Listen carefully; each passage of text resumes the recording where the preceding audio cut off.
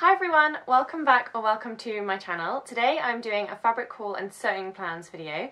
I've been very excited to film this video because two of the fabrics that I've got to show you arrived really quickly and I've just had them here like waiting to film this video. But the third one took a bit longer to arrive, like another week, so I've been really chomping at the bit for this fabric to hurry up and get here. They are all three now here, and without further ado I'm going to tell you about them. So the first fabric that I ordered, I knew what I wanted to make, so I had my three patterns in mind that I wanted to use, and I desperately wanted to find fabrics from just one place online to order, like one bulk order from one shop. But I'm quite fussy, and obviously it's quite hard sometimes when you have something in mind to find it, because obviously there are so many hundreds of options of fabrics and colours and prints, la la la. So in the end I did make three separate orders from three separate shops, so very uneconomical when it comes to postage, but never mind. The first one I ordered is from the Fabric Room, and it is this beautiful kind of mustard gold ponte roma. Did I just say that it's from the Fabric Room? If not, it's from the Fabric Room, an online website. And I just, look at this colour, I just love it. I think hopefully it's going to be quite flattering on my skin tone and everything. It's actually not too dissimilar to the colour I'm wearing today. You can tell I'm a fan of this sort of colour. And yeah, it's really soft. It's not as soft, I have to say, as some of my more expensive ponte romas I've used, like the Girl Charlie Houndstooth one, but it's still lovely, no complaints in terms of softness.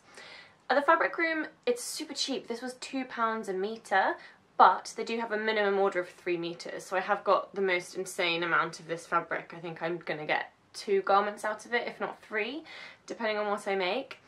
The plan for this one is to make my trusty best friend, the Tilly and the Buttons Cocoa pattern. As you know, if you've seen any of my previous videos, I've made this pattern only twice now actually, but both times I've absolutely loved it. It's really simple, really easy, no zips, no buttons, just straight over the head jobby. It's so simple and a real good confidence booster for if you just want like a quick project to make you feel good about what you're making. So that is my vision for this lovely mustard fabric, and I'm not completely sure, but I think I'm going to do sleeves and a funnel neck, but no pockets or anything and no cuffs. And I think I might kind of take the shape of the sides in a little bit to make it a bit more straight at the bottom, because it does flick out quite a bit, which is lovely. I'm just thinking I might try and adapt the pattern to make it a little bit straighter. So the second fabric that I purchased is this stripy blue and white fabric. Apologies for it being quite crumpled. I just pre-washed it this morning and it needs a really good iron. Oh, actually, is that inside out? Oh yeah, that's kind of inside out. Let me put it the right way so I can show you it doesn't make that much difference actually, but the colour's just slightly more vivid on the right side. So this is what it looks like. It's a blue and white, stripy, cotton suit, no it's not. It's shirt fabric, shirting or whatever it's called. It's cotton shirting. It's not as soft as I had hoped it would be, but then actually when I think about it, shirt fabric isn't supposed to be like super soft. Like it tends to be a bit not such a super soft type of fabric anyway. But I can't complain because it was very cheap. I bought it from eBay and it's from Regency Rags on eBay. So they have an eBay shop, but they also have their own website. This is their packaging that I kept hold of. So it's Regency Rags at live.co.uk, I believe.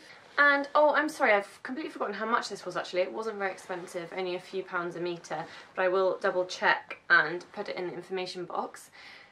I'm pretty sure it's quite obvious what I'm going to make with this actually. I'm going to make some pajama bottoms, and I specifically wanted to make some stripy pajama bottoms. I just got it in my head that I wanted to make some quite traditional ones, and so that was what I was looking for. The pattern that I'm going to use is from the Tilly and the Buttons Love at First Stitch book, and it is the Margaux Pajamas. So I'm going to use this trusty book. I'm going to read through all the instructions and yeah, make myself what will hopefully be some really nice traditional pajamas. So I'll let you know how that goes. The third and final fabric is definitely going to be a love it or hate it kind of thing.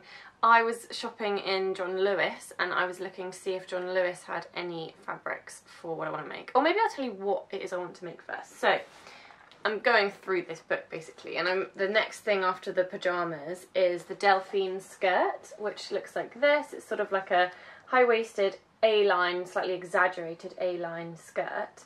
And in the pages where it explains the fabric suggestions, it suggests, in fact, let me tell you exactly what it suggests. It suggests a medium to heavyweight fabric with body to hold the A-line shape. Cottons including, I don't know how to pronounce this, gabardine, canvas and drill, denim, corduroy or linen will all work well. So I was scouring the internet looking for these types of fabrics, and I found it quite hard to find anything. I could find canvas. I could find quite a lot of canvas online, but mostly just plain. And as much as I do want to make plain things to have some sort of basic, like classic pieces in my wardrobe to pair things with, when you make things out of plain fabric, I think your mistakes are more obvious. So while I'm still very much a beginner and still very much building up my skills, I kind of feel like it could be worth me, well, but using patterned fabric, just because if you make any, like if your sewing machine eats up a little bit and makes a funny thread bubble and, you know, all that kind of thing, like you don't really notice so much with patterned fabric. Also, patterned fabrics tend to feel a bit more statement-y, just because they're more striking, they're more in your face, they're more, wow, look at that skirt, isn't that skirt amazing? And yeah, being a beginner sewer again, I kind of want to try and make pieces that I can be really like, oh, I'm so glad I made that, I'm so proud of it, it's so different. So I was looking in John Lewis in the curtain section actually, just because I was trying to look for something that was a bit more medium to heavyweight. Most things in the John Lewis haberdashery section where I live, they just have loads of really thin cottons. They're all see-through. It's like not the right kind of thing. And I walked past their sale rails. They still had a few fabrics left over from the January sales, I guess. And I found, oh gosh, some of you are gonna so hate this, but I love it. Let me find it. Okay. So it looks like this. So it really does look like an old lady curtain or an old lady rug. But I love it. I'm going to try and cut it out so that I have like one of these big like pink and blue flowers as quite a main feature, sort of not in the middle of the skirt because that would look weird, but you know, featuring on the front of the skirt, so you've got this big flower. And I just think it's such an interesting fabric, and because it's like a high-waisted mini skirt, it's not like the pattern will be too overwhelming because it's only a relatively small, like it's a small skirt, so your legs stick out the bottom and your torso will be in something different. So I'm not sure I'd want to make a whole dress out of this, that might be a bit too much, but I think this could make such a cute skirt. I also really like that because it's got a couple of different colours with it, it's hopefully will be quite flexible in terms of what I can wear it with. So I can wear it with maybe a blue t-shirt or top, with pink, with red.